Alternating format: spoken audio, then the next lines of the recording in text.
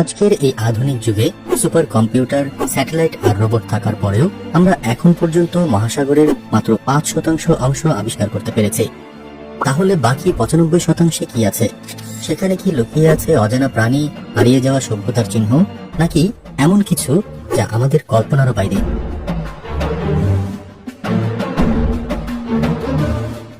হাজার বছর ধরে মানুষ সমুদ্র পাড়ি দিয়েছে, বাণিজ্য করেছে, যুদ্ধ করেছে, কিন্তু তারা শুধু পৃষ্ঠের ওপর ভেসেছে, গভীরে নামেনি।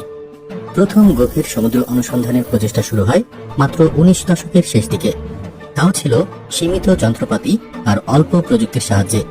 কারণ গভীর সমুদ্র মানেই অন্ধকার, প্রচন্ড চাপ আর শূন্যের মতো নীরবতা। গভীর সমুদ্রের সবচেয়ে বড় চ্যালেঞ্জ হলো প্রচন্ড চাপ। সাগরের গভীরে নামলে প্রতি 10 মিটার পর পর চাপ বাড়তে থাকে। 10,000 মিটার গভীরে চাপ এতটাই বেশি যে সাধারণ সাবমেরিন মুহূর্তেই চূর্ণ বিচূর্ণ হয়ে যাবে। তার উপর অন্ধকার এত ঘন যে সূর্যের আলো সেখানে পৌঁছায় না। মানুষের চোখ নয়, বরং বিশেষ ক্যামেরা আর সেন্সরেরও সীমা আছে।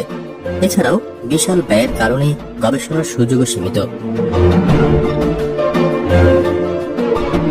তবুও বিজ্ঞানীরা যা পেয়েছেন তা আমাদের বিস্মিত করেছে।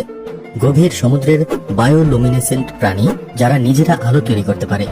হাইড্রোথার্মাল ভেন্ট, পানির নিচে আগ্নেয়গিরি যেখান থেকে বের হয় ফুটন্ত পানি আর খনিজ পদার্থ। প্রাচীন জাহাজের ধ্বংসাবশেষ যা ইতিহাসের হারানো গল্প বলে যায়। ভাবুন, এগুলো আমরা মাত্র 5% থেকে পেয়েছি। বাকি 95% কি আছে?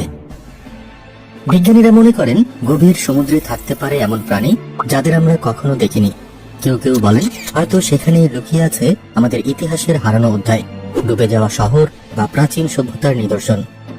কিছু মানুষ আবার কল্পনা করেন হয়তো এলিয়েন জীবনও থাকতে পারে পানির নিচে, অথবা এমন প্রাণী যারা পৃথিবীর উপরিভাগের জীবন থেকে সম্পূর্ণ ভিন্ন।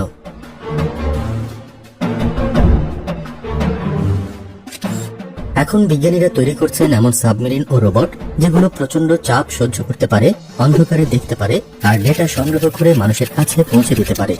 হয়তো আগামী কয়েক দশকে আমরা মহাসাগরের আরো অনেক রহস্য উন্মোচন করব। কিন্তু প্রশ্ন হলো, আমরা যা আবিষ্কার করব তা কি আমাদের প্রস্তুত না থাকা সত্যের মুখোমুখি দাঁড় করাবে? মহাসাগর শুধু পানি নয়, এটি এক বিশাল অজানা রহস্য যা আমাদের গ্রহেরই অংশ। আমরা যতই শিখি ততই বুঝি আমরা খুবই সামান্য জানি। হয়তো একদিন আমরা বাকি 95% আবিষ্কার করব, আর তখন বুঝবো সবচেয়ে বড় রহস্য